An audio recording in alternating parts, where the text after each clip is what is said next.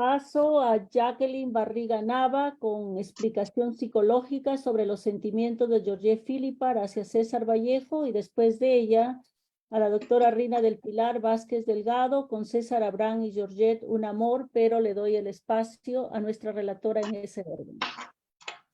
Bien, Jacqueline Barriga Nava, ella es de La Paz, Bolivia, licenciada en Psicología, magíster en Educación Superior, doctora en Ciencias de la Educación, investigadora educativa, gestora cultural. Ella tiene 15 libros publicados y decenas de artículos y ensayos. Adelante, querida Jacqueline Barriga Nava. Muchísimas gracias, Cecil. Muy buenas tardes. Asimismo, saludo de una manera muy respetuosa a Danilo Sánchez, a Mara García, a la líder Lucy Carlosana, a las demás personas que están presentes. Quiero agradecer de manera pública a Mara García por haberme facilitado el libro Máscara de Cal, que ha sido un elemento primordial para el trabajo que ahora voy a realizar y les voy a, presentar.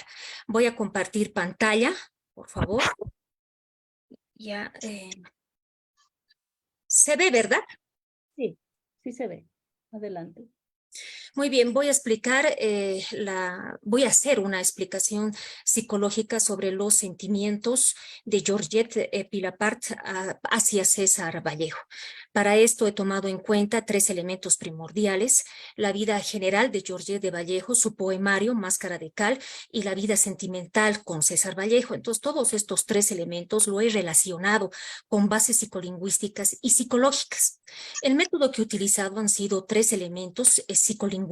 El primero es la frecuencia léxica, que estudia la alta y la baja, o sea, las palabras más comunes que utiliza una persona y las palabras más rebuscadas y poco comunes, ¿no? Esto me sirve para el segundo procedimiento. El segundo procedimiento es una consulta, es un conteo de palabras, ¿ya? Este LIMS, que está abreviado en inglés, tiene categorías y subcategorías de las palabras. Y hay las palabras que yo ya tengo que escoger, ¿no? Y yo escojo según a lo que he seleccionado de la frecuencia léxica. Presenta 5 categorías, yo solamente he tomado en cuenta la segunda, los procesos psicológicos, lo que más me interesa, y sus 4 subcategorías, que son procesos afectivos emocionales, que es los procesos sociales, y que es los procesos cognitivos. Los procesos cognitivos. Perdón.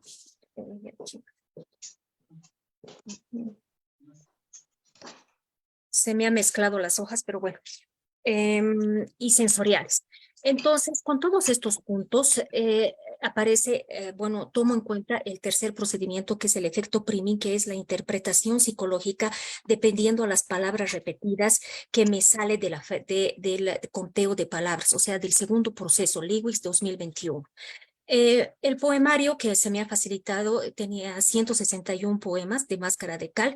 Esto se ha escrito desde 1938, desde la muerte de César Vallejo a su publicación en 1964, o sea que este libro ha sido alimentado 26 años por Georgette de Vallejo. He tomado en cuenta 115 manejando esta fórmula de poblaciones finitas.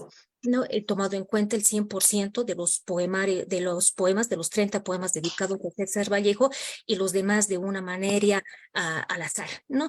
Hay muchos psicólogos que me decían, toma en cuenta solamente los 30 poemas, pero no, porque yo necesito saber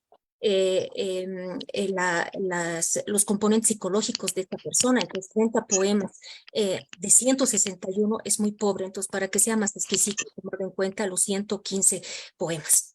¿Cuáles han sido los resultados? En el caso de la frecuencia léxica, se ha seleccionado o he podido indagar 814 palabras. De estas 814 palabras, 77% son de frecuencia alta, o sea, Georgette utilizaba palabras más comunes, y 23% palabras más rebuscadas. Entonces, ella manejaba un vocabulario simple, pero sin embargo, resalta una conjugación de palabras y verbos de manera muy hábil, la construcción de versos y frases con pocas palabras. Georgette, hay un ruido, disculpen, tal vez, Hugo, si podrías apagar, hay un ruido de una persona con su micrófono abierto. Entonces, Georgette con todo este con todo este punto que he podido encontrar, Georgette no era una mujer intelectual, pero era una mujer que manejaba una creatividad lingüística. ¿Esto qué significa? Una capacidad para producir y entender oraciones que nunca dijo o escuchado y con los medios que posee. Garner diría una inteligencia lingüística, porque además maneja una habilidad del uso de la sintaxis, la semántica, la fonética y el lenguaje. Bueno, estos son los resultados. Ya me voy al segundo proceso, al conteo de las palabras. Estas son todas las palabras que he seleccionado. Y la que más resalta es de que Georgette presentaba emociones negativas de tristeza y depresión. De este mismo grupo, la palabra muerte es la que más resalta. Entonces, sobre la base de estos elementos, Georgette de Vallejo sufría una melancolía por duelo o depresión por duelo. Pero cualquier duelo se supone que una persona querida lo enfrenta de una manera adecuada, ¿no? Pero para que enfrente de una manera adecuada o no, es importante conocer y saber su salud mental, personalidad y, bueno, sus características psicológicas de esa persona, ¿no? Entonces, de esa manera es por eso que me ha interesado mucho saber su vida en general, también de Georgette, su infancia, entre otros puntos que obviamente delimitan bien este análisis. Asimismo, en el caso de Georgette, presentó, como ya dije anteriormente, esta depresión, ¿no? Y esta depresión, esta melancolía. Llevó un duelo patológico. Eso bueno, ya podemos notar por la vida que ha llevado, ¿no? Porque según nos dice Freud, el duelo negocia con la realidad y admite esa pérdida y desea buscar un nuevo objeto de amor. ¿Ya? Y el depresivo, al contrario, rechaza esa pérdida y se identifica con ese objeto perdido, o sea, se aferra al fallecido, se inviste con el fallecido y vive a través de él, como hizo Georgette, rememorando el nombre de su esposo, defendiendo su imagen, pero no lo hizo 1 año o 5 años, o ella trató tal vez de hacer reconocer sus obras. Es más, sus obras también eran dedicadas a Vallejo o eran las obras de Vallejo mismo, ¿no? En otras palabras, esa rememoración del fallecido lo hizo hasta su muerte. Es por ese motivo que el estado de Georgette era patológico. Asimismo, asimismo, con todo lo que he explicado, existe una pérdida del yo, ¿no? En ese duelo. O sea, ella se elimina y pone en vez de ella a esta persona fallecida, ¿no? Entonces, lo cual produce esta depresión patológica que puede representarse por autorreproches, echándose la culpa a ella o reprochando a otros, ¿no? Entonces, sintiéndose todo el tiempo afrentada como si hubiera sufrido una gran injusticia, se convierte en una persona hostil y victimiza el objeto de amor, ¿no? Y victimiza el objeto de amor, ¿no? En este último punto, yo considero que Georgette ha tomado esa acción porque culpabiliza, ¿no? Va a Perú bueno, pues se enfrenta a los familiares de Vallejo, bueno, pues con amigos también, etcétera, ¿no? Entonces toma esta última acción. Asimismo, produce un cierto masoquismo, ¿no? Por esta desconexión del mundo. De manera inconsciente, vuelve a estar sola, pero con un recuerdo, ¿no? De estas personas que murieron, ¿no? Y entonces, posteriormente, todo este conjunto de pérdidas provoca que ella se aleje del mundo, ¿no? Por este duelo no resuelto que ha padecido, pero no solamente produce eso, sino que en el futuro esta persona cuando quiere rehacer su vida, por ejemplo, también sufre diferentes pérdidas, o sea que trae otras consecuencias más. Según Freud y otros autores, muchos autores explican que esta ausencia del otro, la ausencia del otro no es lo que hace sufrir, sino los efectos que le provoca. Pero cuando estos son patológicos, en vez de que se aleje del fallecido, en la depresión o en la melancolía, se apega a él, perdiéndose uno mismo. Esto además sucede por un elemento narcisista.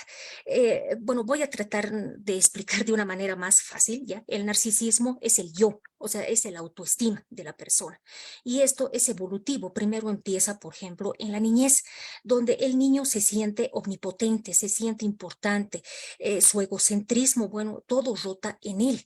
Pero luego esta representación tiene que ir dirigido a alguien que mayormente va a la madre, va a la madre, ese ideal de ese niño va a la madre, porque la madre satisface todas sus necesidades, ese amor, ese apego, satisface.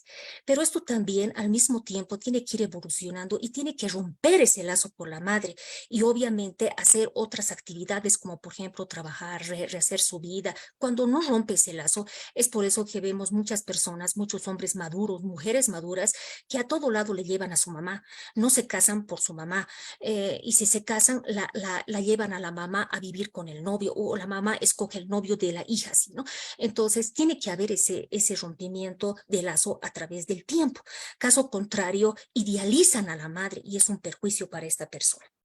Pero en el caso de Georgette, no rompe ese lazo. En el caso de Georgette no lo rompe porque obviamente no ha habido la imagen del padre. No, esta ausencia del padre ha sido muy determinante para que Georgette tenga esta situación. Duelo no superado. Dentro de la psicología hay una época de la niña que se aferra a la madre, como dije, pero luego se siente atraído por el padre del sexo opuesto. Esa acción natural rompe el lazo con la madre. O sea, la niña se da cuenta que no solamente existe ella o con su mamá, sino también existe otra persona y a manera que va creciendo va a existir otras personas más. Pero en el caso de Georgette, su padre no estaba. Entonces, el lazo con la madre nunca lo ha roto. Seguía con la madre. Pero aquí surge una interrogante. En todos los casos es así. Por lo menos yo conozco mujeres que crecieron solo con la madre y no pasaron nada de esto, ¿no? Pero en el caso de Georgette ha pasado un acontecimiento también importante, que ha sido la crianza que la madre ha tenido con él. La única explicación psicológica que yo tengo en este punto es que la madre ha sido autoritaria. Cuando una madre es autoritaria, maneja dos variables, el amor y el miedo. El amor hacia la hija, le da mucho amor, obviamente, pero también maneja el miedo a que le pase algo a la hija. Entonces le empieza a proteger, pero le empieza a proteger con una inseguridad que la misma madre siente, ¿no?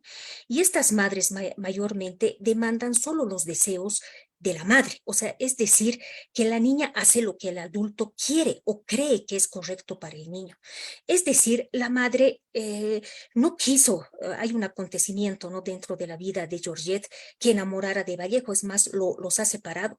Yo considero que si ella hubiese seguido viviendo, esta relación no hubiese prosperado porque la mamá era ahí bastante determinante, incluso para la vida de Georgette. Entonces, ese miedo e inseguridad de la madre, pero además de ese amor tan incondicional que tiene hacia su hija, pasa a la hija, ese miedo y el amor. Entonces, ¿qué es lo que sucede psicológicamente? Que estos niños tienen una autoestima ambivalente, ¿no? Crea dos polos opuestos, que puede ser muy estable a veces y a veces también muy inestable. Y Quedan también 2 minutos, una Jacqueline. inseguridad. Gracias. 2 minutos. Gracias.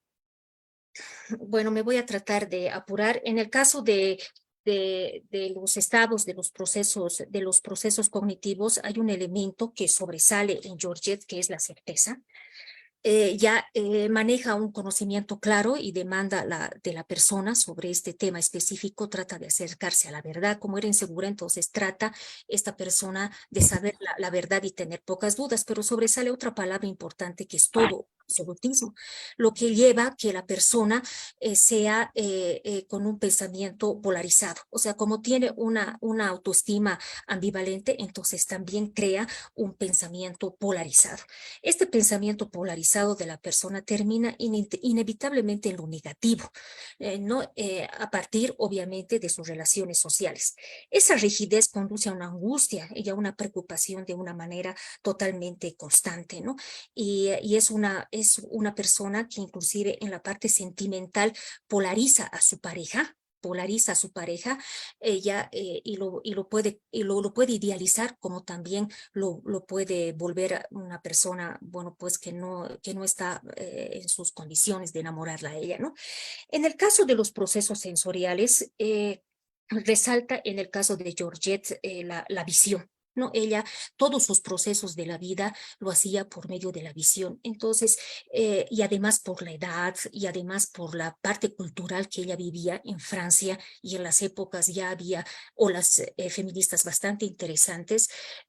Georgette, yo estoy segura que a través de este elemento que manejaba bastante, que era la visión, ella se enamoró o tuvo una atracción por César Vallejo a primera vista, como se dice, ¿no? Y por la edad, además, un amor bastante pasional. En el caso de los procesos sociales, en el resultado de los procesos sociales, sobresale la categoría tú, pero como adjetivo posesivo. Ya, esto significa de que Georgette, frente a las personas de este libro Máscara de Cal que ha escrito, tenía todavía una pertenencia, ¿no? En el caso de la madre, esposo y estos amigos. Y al tener eso, esta persona vivía del recuerdo, vivía del pasado, ¿no? Recordando a estas personas. Ha tenido una asociación, se podría decir, con estas personas, una asociación, una relación mental, ¿no? De estos recuerdos que tiene algo en común y entre cuales existe un tipo de implicación tal vez intelectual, sugerida, emocional, ¿no? Entonces, el recordar el pasado nos ayuda a saber de dónde venimos, pero también nos permite acumular sabiduría en forma de experiencia. El problema surge cuando el recuerdo del ayer se convierte en algo fijo, en algo que impide vivir feliz y tranquilo con uno mismo. Georgette en el caso de Georgette de Vallejo, predomina sentimientos negativos, entonces vive en el pasado y es un síntoma muy importante, ¿no? En el caso del análisis, vivir del pasado se da porque no acepta la pérdida de estas personas y tiene un duelo no resuelto. Acá hay una pregunta y con esto termino. Ya con todo lo que he hablado, bueno, es muchísimo más largo lo que he podido investigar, pero bueno, por el factor tiempo simplemente he resumido a lo mínimo. Hay una pregunta que nos tenemos que hacer. ¿Georgette amó verdaderamente a César Vallejo? Bueno, fuera de que sea un amor patológico o no, bueno o no, normal, ya finalmente, bueno, pues existe diferentes formas de amar. Y la respuesta a esta pregunta es que sí, lo amó más que a ella misma. Eso es lo que puedo decir de este análisis. Muchísimas gracias. Muchísimas gracias, doctora Jacqueline Barriga. Le damos el espacio a nuestra relatora que continúe. Bien, vamos a continuar con Rina del Pilar Vázquez Delgado. Ella es